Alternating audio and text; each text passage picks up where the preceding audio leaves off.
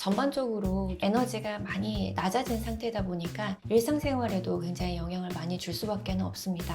우울증으로 우선 병원을 찾아주시는 분들은 가장 중요한 게 첫 번째는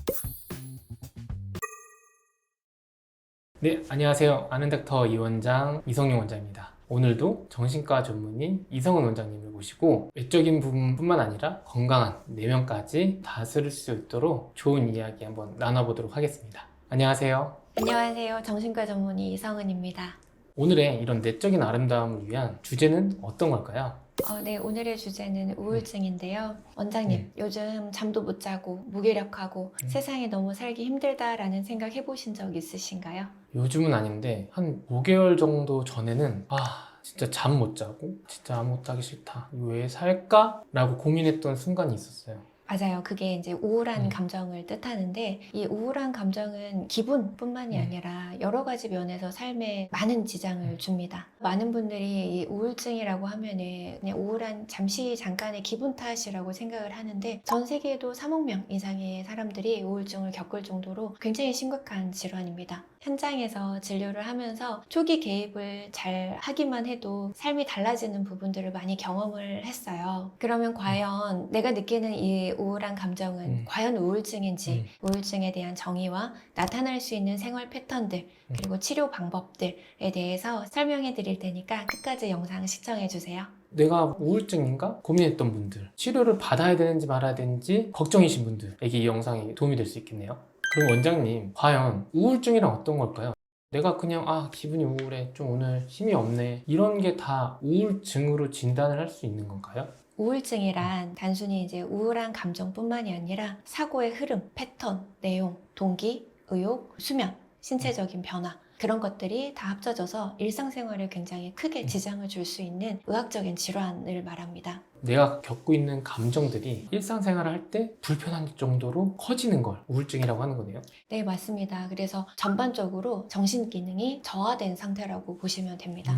그러면 우울증을 겪는 분들이 좀 공통적으로 보이는 특징 같은 게 있을까요? 우울증이 있을 때 나타날 수 있는 증상들을 살펴보면 좋습니다. 정신과 의사분들이 다양하게 사용하는 DSM-5라는 정신질환의 진단 및 통계 편람이라는 책에서 보면 거기에 해당하는 이 주요 우울증의 증상이 크게는 9가지 정도가 있습니다. 2가지가 굉장히 중요한데 첫 번째는 거의 매일 지속이 되는 우울한 감정입니다. 두 번째는 일상생활에 대한 흥미나 즐거움이 저하가 되는 게 특징적인데요. 이 2가지 중에 꼭 한 가지 이상은 들어가야 진단을 내릴 수가 있습니다. 그리고 체중의 감소가 있거나 식욕이 떨어지거나 오히려 과식이나 폭식을 하는 등의 식욕의 변화가 있고요. 네 번째는 수면의 변화가 있습니다. 불면이 있거나 오히려 과수면 상태에 있기도 합니다. 그리고 정신운동성 초조, 안절부절 못하거나 오히려 멍해지거나 정신운동이 지연되는 경우가 있습니다. 그리고 피로하고 활력을 상실하게 되는 경우도 있고요. 지나치게 자기 비하를 하거나 과도한 죄책감을 갖기도 합니다. 그리고 쉽게 결정을 내리기가 어렵고 집중하기가 좀 어렵습니다. 죽음에 대한 생각을 가끔 또는 지속적으로 매일 하기도 합니다.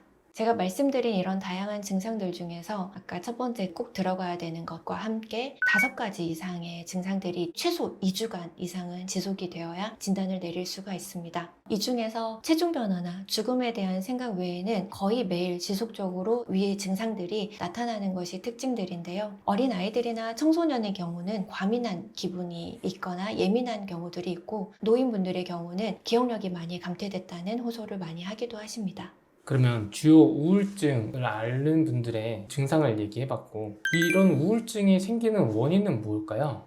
우울증은 복합적인 원인에 의해서 나타나는데요. 크게는 3가지 정도가 있습니다. 유전적인 요인, 생물학적인 요인, 사회심리적인 요인으로 볼 수 있습니다. 첫 번째는 유전적인 요인인데요. 직계 가족 중에 우울증이 있는 사람이 있으면 그 가족이 우울증에 걸릴 확률이 2~3배는 좀 높아지는 경우가 있습니다. 유전율은 보고에 따르면 40에서 50%까지도 보고가 되기도 하고요. 그리고 생물학적인 요인으로는 이 세로토닌, 그리고 노르에피네프린, 도파민과 같은 신경 전달 물질의 불균형으로 나타나기도 합니다. 또한 갑상샘 호르몬 또는 코티솔 호르몬과 같이 다양한 호르몬의 불균형으로 우울증이 나타나기도 합니다. 세 번째 사회 심리적인 요인으로는 먼저 성격적인 특성을 들 수가 있는데요. 모든 성격 유형이 우울증을 좀 유발을 할 수는 있지만 유독 자기 비판적이거나 완벽주의적이거나 아니면 강박적이신 분들이 우울증에 좀 취약하기도 합니다. 그리고 자신의 감정을 잘 표현하지 못하는 성격적인 특성 또한 우울증을 좀 유발을 하기도 합니다.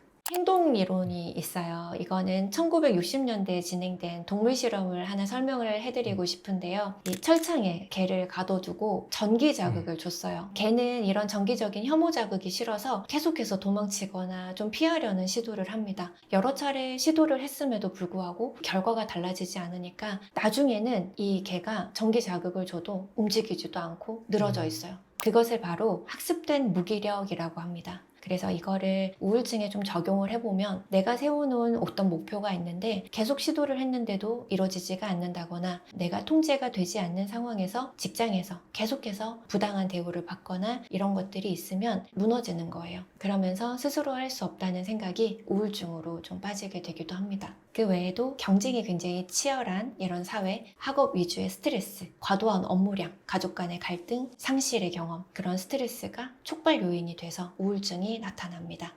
그러면 우울증일 때 보이는 특별한 생활 패턴 같은 게 있을까요? 전반적으로 에너지가 많이 낮아진 상태다 보니까 일상생활에도 굉장히 영향을 많이 줄 수밖에 없습니다. 특별히 다른 어떤 생활 패턴이 있다기보다는 건강한 루틴과 약간 반대되는 경우라고 생각하면 쉬울 것 같아요. 크게는 한 5가지 정도로 볼 수가 있겠습니다. 먼저 첫 번째는 수면 패턴의 변화입니다. 잠이 드는 게 어려운 입면의 어려움이 있고요. 중간중간 깨는 중간불면증이 있고 아침에 좀 새벽에 빨리 깨는 조기 기상이 있겠습니다. 계속 잠을 못 자게 되면은 피로감이 쌓이고 수면 패턴이 깨져서 낮잠을 많이 자기도 하고요. 그러면 또 밤에 잠을 못 자고 이런 패턴들이 악순환이 되는 거죠. 자다가 딱 깼는데 그럼 이제 계산을 했을 때부터 몇 시간 잘 수 있지? 그럼 머리가 또 말똥말똥해져서 또 잠이 안 와. 맞습니다. 그래서 역설적이게도 그런 생각들이 오히려 더 수면하고는 멀어지고 각성을 좀 유발하게 됩니다. 반대로 오히려 과수면을 하시는 분들도 계십니다.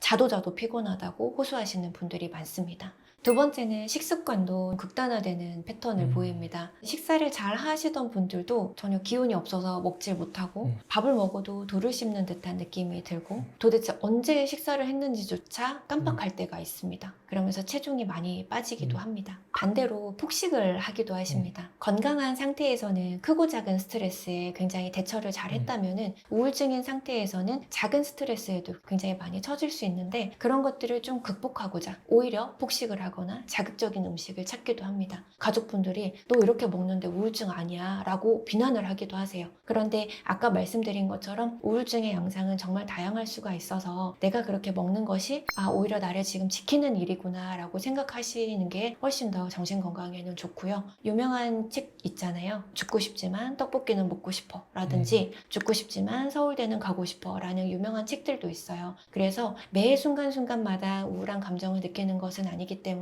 좀 잘 살펴볼 필요가 있습니다. 세 번째는 생활 반경이 좀 축소가 되는 겁니다. 워낙에 에너지가 떨어지다 보니까 잘 하던 활동들, 즐겨하던 취미 활동들도 하지 않게 되고 누구를 만나지도 않고 은둔형처럼 집 안에서만 머물거나 아니면 침대와 한 몸이 돼서 전혀 움직이지 않는 경우들이 있습니다. 그렇게 이제 침대에서 뭐 핸드폰만 보거나 하면은 우리의 뇌가 굉장히 혼란스러워집니다. 지금이 자는 시간인가 아니면 노는 시간인가 굉장히 혼란스러워하면서 수면 패턴 그리고 호르몬 이런 불균형까지 나타나게 되면서 악순환이 됩니다. 네 번째는 관계의 축소입니다. 해야 될 일을 하지 않은 자신이 너무 싫은데 잔소리하는 부모님의 전화를 차단해버리거나요. 친구와의 관계도 좀 멀어지는 경우가 있습니다. 잘 나가는 친구의 얘기를 듣는 것이 굉장히 괴롭고 그러면서 비교하는 마음이 생기고 자기 비하는 커지면서 친구의 연락도 받지 않고 홀로 지내게 됩니다. 마지막 5번째는 부정적인 사고입니다. 인지 왜곡도 굉장히 심해지고 내 삶은 의미가 없어, 뭘 해도 가치가 없어 이런 식으로 계속해서 부정적인 사고가 반복이 되기 때문에 굉장히 더 깊은 감정을 느낄 수밖에 없습니다.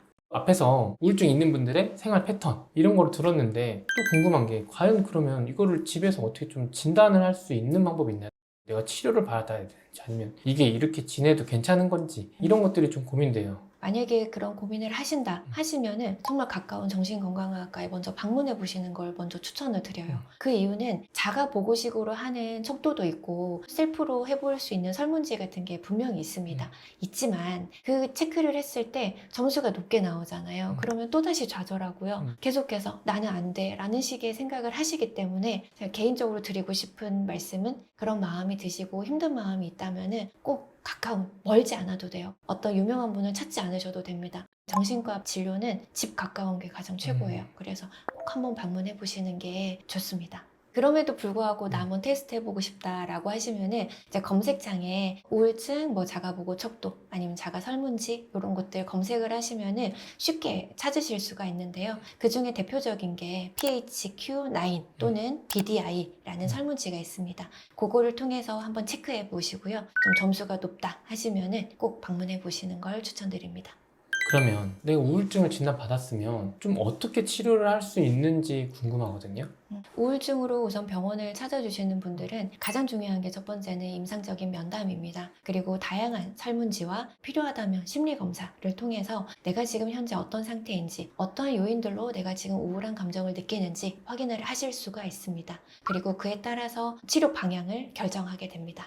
치료를 하는 방법은 첫 번째는 단연 약물 치료입니다. 두 번째는 인지행동 치료나 정신치료와 같은 다양한 심리적인 상담 치료가 있을 수 있겠습니다. 내가 부정적으로 왜곡돼서 생각하는 것들을 파악해보고 교정해 나가는 치료법이고요. 정신치료 같은 경우는 내면에 어렸을 적에 어떤 무의식적인 갈등들을 해소할 수 있는 임상 전문가와 함께하는 상담 치료가 있겠습니다. 그리고 특히나 정신과에서는 굉장히 응급한 상황은 자살 사고입니다. 이런 죽음에 대한 끊임없는 생각이 계속 지속될 경우에는 안전상의 이유로라도 입원 치료를 꼭 권유를 드립니다. 안전한 환경에서 규칙적인 생활을 하면서 꾸준한 면담을 통해서 집중적으로 치료를 하는 게 입원 치료입니다.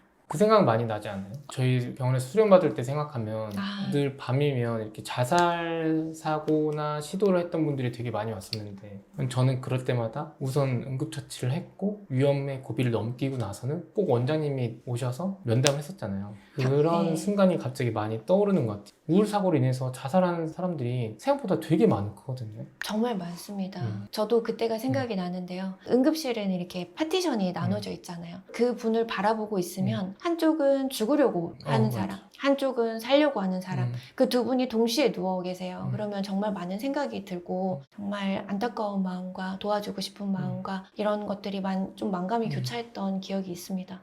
그런 분들이 일찍 병원에 가서 진료나 도움을 구했다라면 그렇게 안 좋은 순간까지 가지 않았을 것 같다는 생각이 되게 많이 들어서. 맞습니다. 전 세계적으로 자살률이 지금 대한민국이 1위고 우울증인데도 불구하고 치료를 받지 않는 그런 비율도 대한민국이 가장 높습니다. 그래서 인식의 변화가 정말 필요합니다. 우리가 갑상선 기능 저하증이라고 하면은 갑상선 기능이 저하가 돼서 활동량이 떨어지고 살이 좀 찔 수가 있고 게을러서 갑상선 기능 저하증이다 라는 인식이 전혀 없잖아요. 그런데 우울증은 굉장히 좀 인식이 좋지가 않아요. 아직까지도. 저는 그 이유가 단어에서 오는 오해와 편견이라고 생각을 합니다. 왜냐하면 우울이라는 감정은 모두가 느낄 수 있는 그런 감정이기 때문에 너 우울해? 나도 우울해. 너만 유별나게 치료받는 거야. 라는 식의 그런 좀 상처가 되는 말들을 좀 많이 하세요. 그래서 뭐 일상생활 기능 저하증 아니면은 뭐 정신기능 저하증 이런 식으로 좀 용어를 바꾸면 좋지 않을까 하는 그런 개인적인 생각도 해봤습니다. 그런 우울증이 어떻게 보면 하나의 단어 때문에 편견이 생기고 치료할 수 있는 기회를 막을 수도 있겠구나 라는 생각이 드네요. 네. 그러면 내 우울증 같은데 좀 치료를 받을까 말까 고민하시는 분들에게 해주실 말씀 있으실까요? 타과와는 다르게 정신과는 사실 약을 복용하는 기간 자체도 길고 나와 잘 맞는 약을 찾는 과정 또한 좀 힘들 수는 있어요. 그래도 약을 복용을 하면은 치료 효과도 좋고 관해율도 좋아요. 좋아지는 기간, 이 시점이 굉장히 늘어나고 회복이 잘 되는 그런 것들이 좋아지는데 실제로 약을 처방받으시는 분들 중에 30%는 한 달 이내에 그 추적 관찰이 끊깁니다. 그리고 50% 가까이는 3개월 안에 임의대로 약물을 좀 중단을 합니다. 약을 먹어봤자 소용이 없다. 부작용만 세다. 약 먹는다고 내 삶이 달라지지는 않는다. 라는 식의 말씀을 많이 하셔서 달라질 수 있다. 삶은 변할 수 있다. 우리 같이 해보자 라고 설득을 많이 하는 편입니다. 그러면 이제 오늘 우울증에 대해서 이야기를 나눴는데 네. 피디님이 혹시 여자친구분이 굉장히 많이 우울해하고 지친 모습을 보이고 호소를 하신다면은 피디님은 좀 어떤 얘기를 좀 해주고 싶으신가요? 일단 문제가 뭔지 파이르티바. 그리고요? 일단 공감을 해주고 네. 그다음에 문제가 뭔지 음. 이야기를 좀 많이 듣고 정신적 지지가 될 수 있게끔 음. 있어줄 것 같아요. 네. 해결책은 나중에. 네네네. 좋습니다. 네. 저녁에 분석하고 있을 것 같은데. 누구나 상대가 우울하다는 말을 들으면 인간은 기본적으로 타인을 좀 돕고자 하는 마음이 있어요. 그래서 많은 분들이 힘내, 긍정적으로 생각해봐, 운동을 좀 해봐 라는 식으로 그런 멘트들을 하시거든요. 우울증 환자분들한테는 다 맞는 말인데도 불구하고 그게 되지 않기 때문에 굉장히 괴롭거든요. 그래서 때로는 그런 말들이 굉장히 또 상처가 되기도 합니다. 그래서 우울하다고 표현하시는 분이 계시다면은 정답을 알려드리고 싶어요. 어떻게 대응을 할 수 있는지. 어떻게 해야 되나요? 우울하다고 하면은 먼저 우울해? 그거 아픈 걸 수도 있어. 내가 도와줄게. 이거 병원에 가면은 확실하게 알 수 있으니까 같이 검사해보자. 도움이 필요하면은 언제든지 얘기해. 나에게 얘기해줘서 고마워. 많이 힘들었겠다. 이런 식으로 얘기를 한다면 오히려 더 힘이 되고 응원이 될 수가 있을 것 같아요. 네, 오늘은 우울증에 대해서 이야기해 봤어요. 쉽게 말할 수 없는 질환이라고 생각할 수 있지만 너무 어려워하지 마시고 가까운 병원에 가서 상담 받아보시는 것을 좀 추천드리겠습니다. 끝까지 시청해 주셔서 감사드리고요. 이상 당신의 빛났던 순간을 위해 빛나는 순간을 함께 아는 닥터 이원장 은원장이었습니다. 감사합니다. 감사합니다.